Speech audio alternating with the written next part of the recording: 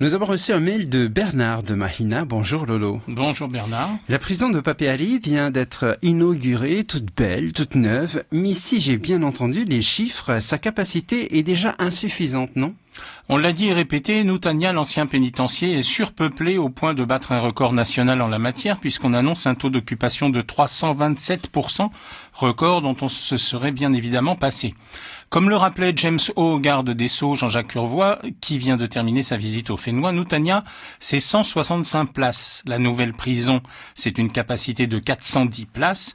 Il y a donc déjà le problème du transfert de la surpopulation actuelle de Nutanya qui, à elle seule, remplirait presque le nouveau pénitencier, mais c'est sans compter sur plus de 700 condamnations à de la prison non effectuée faute de place.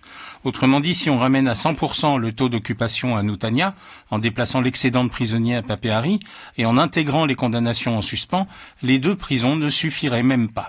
C'est dire si le problème est complexe. Alors on envisage une troisième prison ? Bien sûr que non. Comme le disait le garde des Sceaux, il n'y a pas que l'incarcération comme sanction, mais alors ça risque de faire beaucoup de boulot pour l'administration pénitentiaire, tout ça.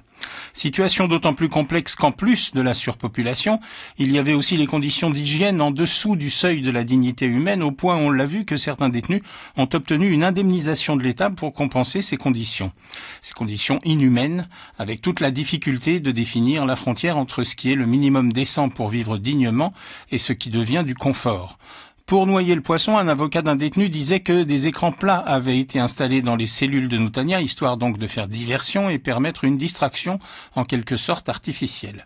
Alors il y a deux notions à ne jamais perdre de vue quand on parle de prison. Une incarcération, c'est une punition, donc une privation de liberté. La question de savoir si le quotidien doit être agréable ou assorti de confort ne devrait pas entrer en ligne de compte. Mais une autre notion, c'est celle qu'il s'agit d'être humain, qu'il faudra bien un jour réinsérer, et donc il y a un minimum de décence et un maximum d'hygiène à maintenir.